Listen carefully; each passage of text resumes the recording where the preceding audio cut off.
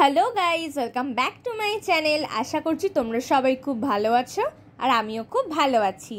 পুজো মানেই শপিং আর সাজগোজ, skin care তো অবশ্যই মাস্ট।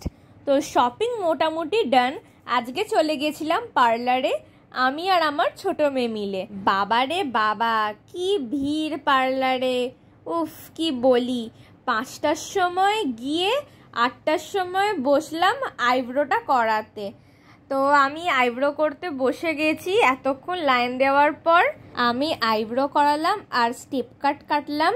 চুল কাটার সময় ভিডিওটা না চালু করতে ভুলে গেছে মেয়ে, ওই জন্য ক্লিপটা নেওয়া হয়নি। আর Parnashree first time eyebrow pluck করেছে, আর দেখো ও করছে আর উঠে বসে পড়ছে।